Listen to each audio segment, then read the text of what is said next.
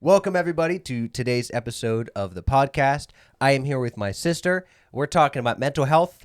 Roll the intro.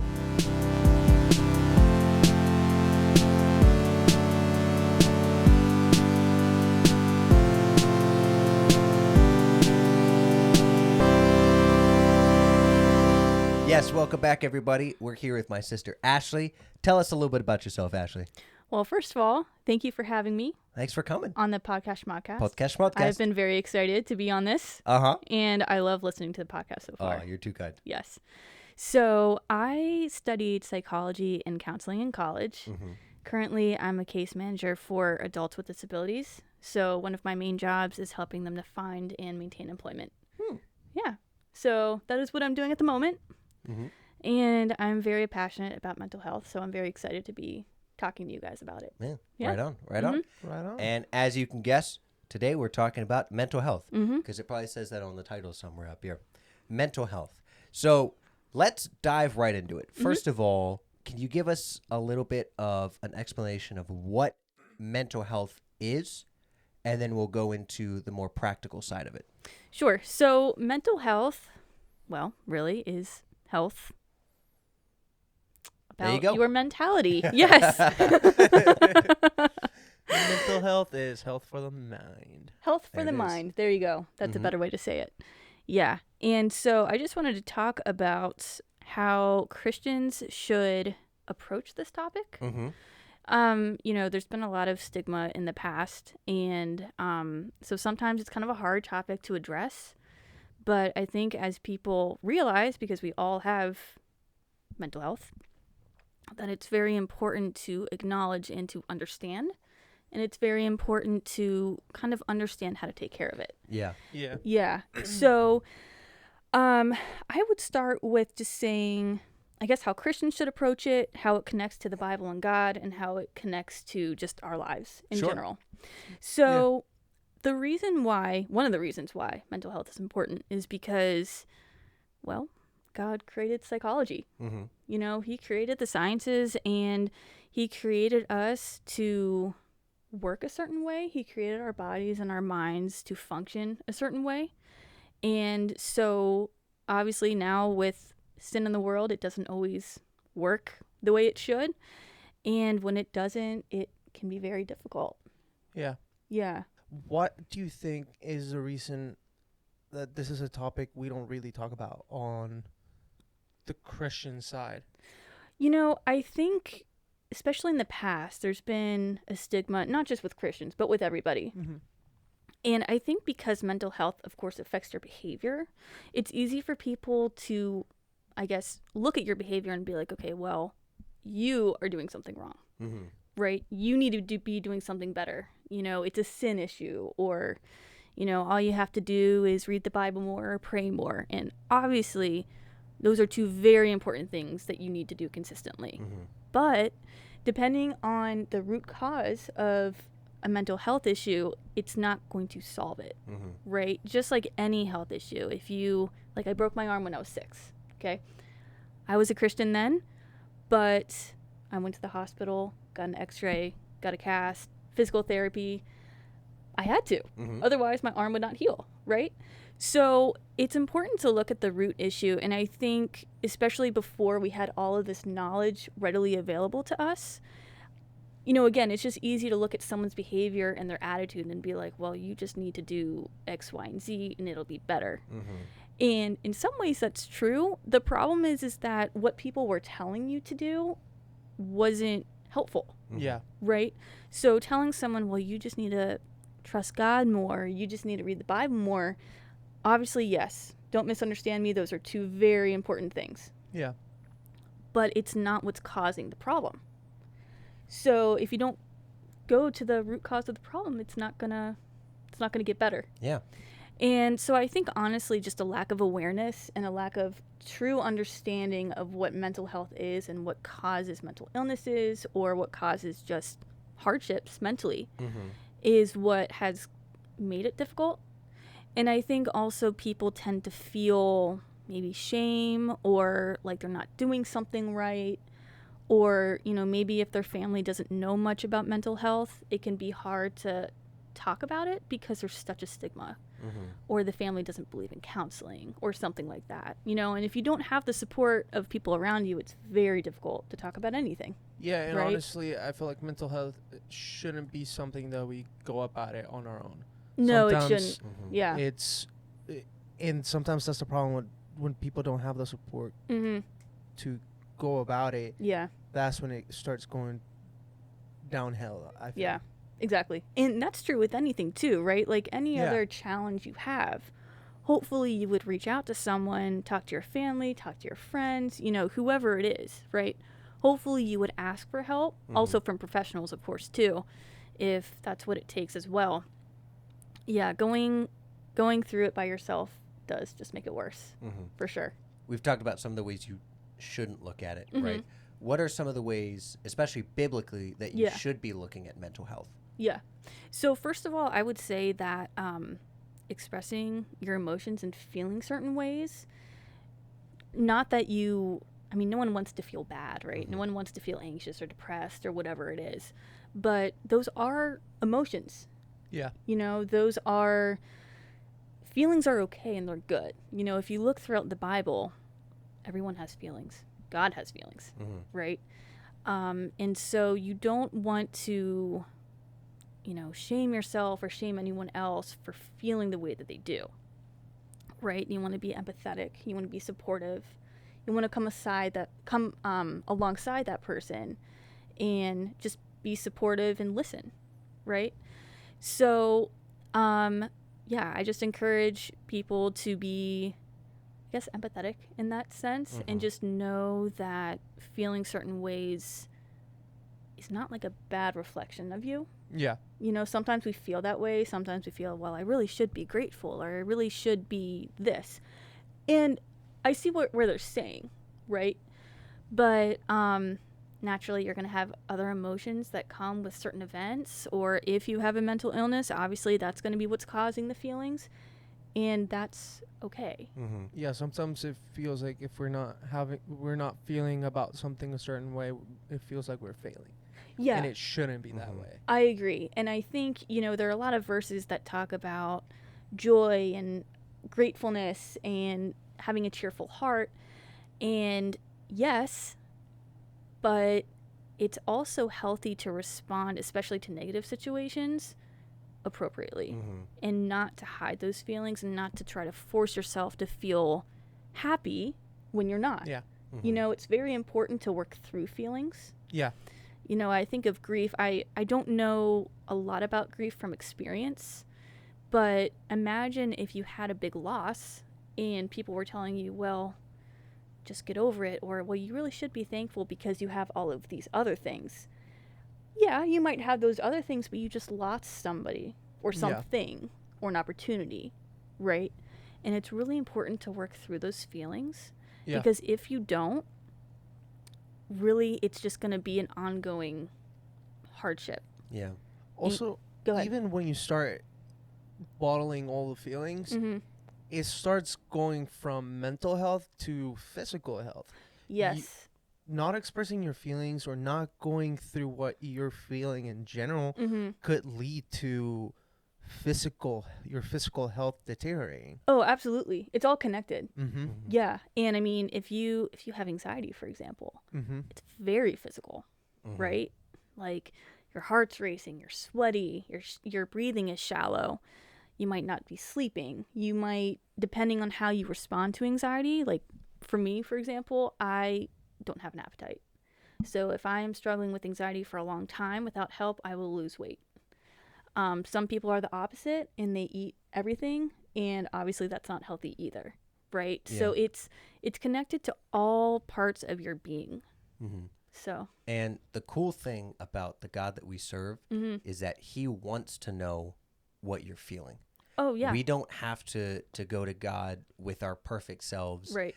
you know, our Sunday best, Yeah. and, you know, just give praise to Him. That's Right. not what He wants. Yeah. He wants you to praise Him, and He wants you to be honest with Him, Yeah. right? And tell Him everything that you're feeling, Mm-hmm. because then He can help you get through that. Absolutely. And, a big thing that has helped me is going through the Psalms. You see Psalms of praise and thanksgiving and awe, right? And then you see Psalms of, okay, my enemies are going to kill me. I cannot sleep at night. I am in anguish. I am sad, or, whatever it is. It's all over the place because that's how people are. That's how it is, right? He did not only write about the good things, he wrote about the bad. And wrote about how, God, I need you because my enemies are about to come get me. Yeah.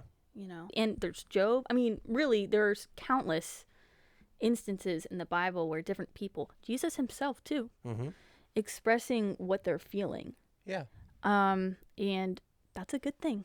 And looking at how often Jesus both went by himself to be with God and to tell him exactly how he was feeling and getting help that way, but then also how much time he spent with his close group of 12 friends, his close group of 3 friends. Yeah. And explaining to them, like, this is something that's going to happen to me. Like, be with me in prayer. One other thing is that in addition to the fact that it's not only okay, but encouraged that you should express yourself and emotions. Yeah. One thing I just wanted to highlight as well is that it's important to take care of your health, period. Right? So not only is it okay to feel the way that you do, but it's really important to take care of your health on every level. I will never forget one of my professors in college, before we started every class, he would pray. And one of the things that he always prayed for is, God, please keep us healthy so that we can serve you better. And that has always stuck with me because, the healthier we are, the more we're able to do. Obviously, if you are not well, you can still glorify God. It's not like you are less of a person. Absolutely not. But it's no secret that if you are well, you can do things better. Yeah. And I'm not just talking about being productive. I'm talking about your relationships with people. I mean, if you are healthy, you have the capacity and the energy to be a better spouse, a better parent, a better friend, whatever your role is in life, you have the ability to do those things better. Because anyone who has had a mental illness can tell you that it consumes you. One of the criteria of a mental illness is that it interferes with your daily functioning. And I've experienced this, and when I say that it interferes with your daily functioning, it really does. Like, you're just trying to get through the day. You are like fighting a battle in your head. And it's very hard to concentrate on whatever you have at hand, even like the easy daily tasks, when you are literally just trying to survive. So I just wanted to also kind of give that perspective that you really want to take care of your health, because you'll just be able to do so much more. And again, not just in a productive way, but you will be there for your family better. You will, maybe your job, if you're serving people especially, like, you will just be, I think, a better light. Yeah. And again, I am not at all saying that if you have a mental illness or a physical illness that you are less than. I'm just saying that if you are able to improve your health, you really should. Yeah. It's God honoring to do that, especially because he created us in a perfect way. And of course, sin entered the world, and so there are all these ailments and problems now. But there's a reason God created us the way that he did, right? We were designed to, like, all of our bodily systems and health, it was designed to be perfect. And when it's not, it can cause a lot of problems. Yeah. So you just want to keep that in mind. Like, I want to honor God with my body and my health, so that way not only can I feel better, but I can just do better in general. Definitely. You So on that, what are some key ways that we can identify mental health, not only in ourselves, but in friends and family and the people around us, so that we can become healthier? So I would say first, on kind of like a preventative level, you definitely want to just practice good lifestyle choices and habits. So, I mean, you've probably heard of these: diet, exercise, sleep. And on a spiritual level, you want to be constantly praying and being in the Word. That's very important. And I would say too, actually, when it comes to self-care, a lot of people will talk about self-care, and a lot of people will kind of say how, like, oh, I'm treating myself to this because it's self-care. That's great. But self-care is actually something you should be doing all the time. And Yeah. it doesn't have to be anything big, but self-care should be taking care of yourself. So Yeah. it should be making sure that you sleep enough. It should be that you are feeding yourself healthy food, taking a break from things, maybe doing something that you enjoy for like an hour a day. Mm-hmm. That's what self-care really is, and it should be a very consistent part of your life. So Makes sense. And as far as identifying any mental health issues in your life, I mean, I would say for me, I have some anxiety disorders, which I've had my entire life. And one of the ways I knew that something was wrong is because I was doing certain things very well. I watched what I ate. I exercised all the time. I was in the Word. I was praying. And I still felt this overwhelming sense of anxiety all the time, even in places where I felt safe. So like youth group was very difficult. And I knew that, okay, something isn't right, because I am in a very safe place with people I love, with people who love me and are pouring themselves into me. And yet my brain is telling me that I am in a life-threatening situation. Yeah. Like, that's how my body was responding. The trembling, the shaking, the racing thoughts, the inability to be calm and just be in the present. And that's a more extreme example. But I think if you are doing things well and things still are not working, like, that's a pretty big sign that, okay, something is up. And I would also say, Danny, I know you were talking about the physical part of mental illness too. Just because maybe you're not doing everything well physically doesn't necessarily mean that you will feel bad mentally.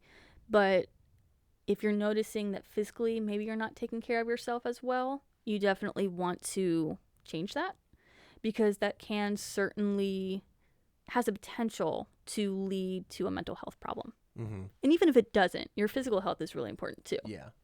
Yeah. Would you also say that if you're doing everything right, but you still feel different and you're starting to see a physical toll on your body, like your health is not well, would you say that could be also a sign of some like the root being of mental illness?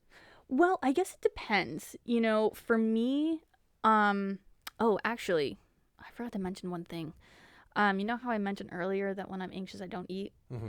I was definitely a little bit underweight. Yeah. Because I remember coming home from high school with my lunch, like, barely touched. Yeah. Because I could not. I just couldn't. And so that was a physical indication that something wasn't right. You asked me specifically about physical, if physical health could be an indicator. an indicator of a mental illness. It certainly can. I mean, I'm thinking about, there were a couple of instances in my life where I was depressed. Thankfully, it was not a bad case, but it was still miserable. Mm-hmm. And I didn't feel like doing anything, and I don't think you could have necessarily seen that on the outside. Like, I don't think it really affected my weight or anything like that, but physically, I didn't really have energy. I did not feel anything. And I guess maybe that's not really physical. I guess that's more mental.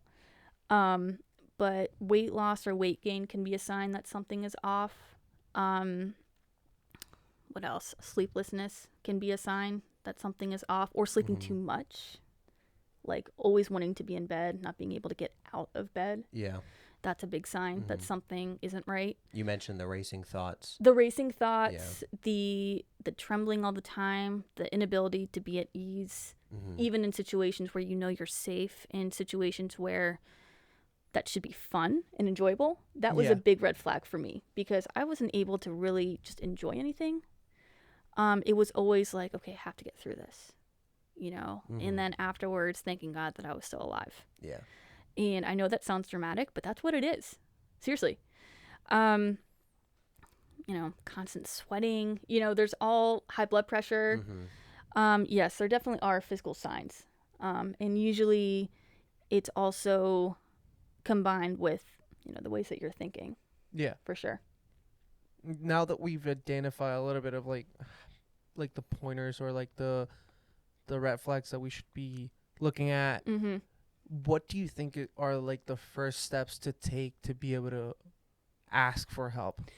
You know, that can be, like, I totally understand, especially if you've never gotten help for mental health. That can definitely be overwhelming. You know, I understand sometimes people don't know where to start. And, you know, sometimes people come from families where they don't really acknowledge mental health. And so that can be really difficult. So here's what I would do. I would go to someone you trust, family member, a friend, anybody you trust, and talk to them about it. And first of all, get that support. Start looking for, you know, doctors, counselors, maybe even talk to your physician. I would start with that and go from there. You know, you don't have to have everything planned out right away. But I would definitely tell somebody you trust, get that support. I mean, sometimes people will have friends go with them to counseling appointments. You know, that's an option too, just for that support. Yeah, I would start there. I would start there. You can take small steps. You don't have to figure it out all at once. But definitely tell somebody. Yeah. Definitely tell someone. I would say that's like the number one step. And then look for doctors, ask your own doctor. Maybe they can refer you to somebody. Yeah. So then with those small steps, what are some of the small steps that you've taken and you've learned that have really helped you that you'd like to share with some people? So as far as like when I reached my breaking point as a senior in high school, I think because I was thinking ahead to college and being like, okay, if I feel this bad and like normal things are this hard for me as a kid, how am I going to make it on my own? And that kind of drove me into a depression, actually. And it was only considered mild depression, but still it was miserable. Like it was probably the lowest point of my entire life. And I remember just going to our mom and being like, Mom, I need help. Dad actually got me an appointment right away with a psychiatrist. Yeah. Went with me to the appointment and I got the diagnosis that I needed. And since then, it's all been better. You know, I mean, of course, things have gone up and down sometimes because that's just how life is. But started medication. I even did some counseling. And it has been a huge help. So that is what I personally did. So. And we're definitely lucky. Shout out to Mom and Dad. Yes. Huge shout out to Mom and Dad. Best parents in the world. Yes. No. Mine are the best. We'll see, you know, it's, I don't know. You're kind of 2 versus 1 on this one. So yeah, true. Sorry, buddy. Outnumbered. Yeah. Yeah. And we're also lucky because, well, one, Mom is the most loving person in the world. Yeah. But also Dad has that background in marital counseling. Well, he's also got connections. He got me into an appointment like right away. Sometimes you have to wait a long time to get in. Yeah. To like a new type of doctor. I was in, I think, within a couple weeks. He knows everybody. He does know everybody. In like every country. Yes. Yeah. Oh, I know. Yeah. Awesome. So. Now, yeah, so we've got those, the biblical perspective. We have those preventative measures. We have the indication signs. We have the next steps, small steps. Now, for you personally, what are some ways that you have grown in your relationship with God and things that God has shown you and taught you with your background in mental health and your studies with mental health?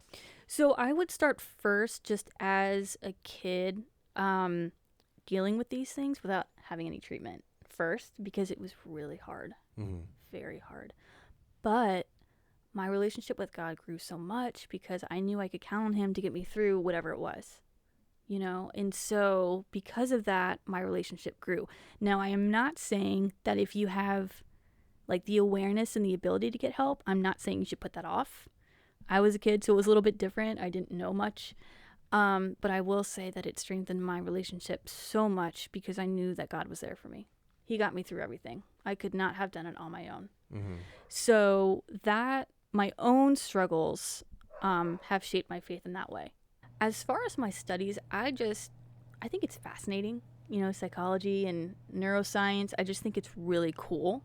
So that always kind of grows my awe of God, you know, because it's fascinating to me, you know, and even if you don't have like a special interest in mental health, I mean, learning like random facts about the brain and how it works, like, it's just amazing. Yeah. It's really amazing. It's really amazing to like just take a moment, step back, and just look at God's creation and see the amazing attention to detail and how everything is connected and how everything works together so well. Exactly. To make this perfect creation. Agreed. And what's even more amazing is we know this much. Yes. About the brain. And everything we learn about the brain, we realize we don't know even more about the brain. Exactly. Which is hilarious. I know. Yeah. So there's that. And then as far as my work, I go in with, I guess, the perspective of, okay, how can I help my clients the most that I can?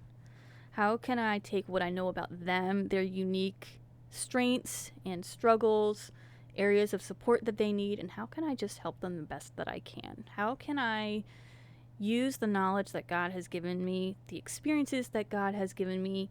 How can I use those things to just really help them thrive? Because I think something big that I've learned about mental illness is that it's incredibly difficult, but you really can thrive. You know, it doesn't have to stay that way. Now, the people I serve, it's a little bit different because they have developmental disabilities. And so, I mean, they can certainly improve and they can certainly grow in their strengths. It's different than mental illness, but it's still, you know, it's an area of, I guess, hardship. You know, it's hard. But they have the ability to do so much. And it's really fulfilling to be able to help them get there and to kind of see their progress, you know? And so that's kind of the perspective that I have, for sure. Right on. And they are also created in God's image. And that's something important to keep in mind because it's not always the easiest population to help. But if you remember that everyone you come in contact with is an image bearer, it helped you. Yeah. Definitely. So, yeah. Right on. Well, any last thoughts before we head up to the left corner? Not off the top of my head, but I am excited to come again and share more if you will have me. Oh, of course. Okay. Absolutely. Awesome. We'll have you. And we'll get you another shirt. Every time you come on, you get another piece of merch. So my wardrobe will grow every time I come. Our goal is to make your wardrobe a majority of our merch. Got it. Yeah. So that you're only wearing our merch. Exactly. I see. Well, that is a sign of true success. Yeah. For the guest. Well, I think as a podcast, if my sister has a majority of her wardrobe be our merch, then we're successful. Yeah, I would say that's a success. We did it. Definitely. We did it. Yeah. Yeah. Bar merch. Yes. I am gonna buy a hat. I think those are cool. Oh, same with Dad too. The We're gonna hats have them on a bunch, the hats are actually really cool. I've been wearing I think so them. too. I've been wearing them all the time. Yeah. Yeah. I think we should take this conversation up to the left corner. What do you think? I think so too. Well, guess what? We're there. Awesome. Let's go. Left corner. Left corner. We're a little smaller now, so it's or it's a bit cramped, but that's okay. We got a whole bunch of cool stuff on the, over there. Yeah. Yes. Like other videos and our channel. That's pretty much all we have at the moment. in the merch. Yeah. Well, I usually share a fun fact, which I am always just ready to do. But Ashleigh said that she had a fun fact. I do. So, I learned recently that taking walks, I mean, I think everyone knows that going on walks is good for you, physically and mentally. Mm-hmm. But on like a neuroscience level, one of the reasons why taking walks is so good for your mental health is because your eye movement, rapid eye movement, helps to inhibit the amygdala, which is your control center for fear. Huh. Seriously. Could you explain that in English? Okay. Because most of our viewers are English speaking. English speakers. Yeah. So what? So, when you go on walks, less fear. You Walks equal less fear. basically.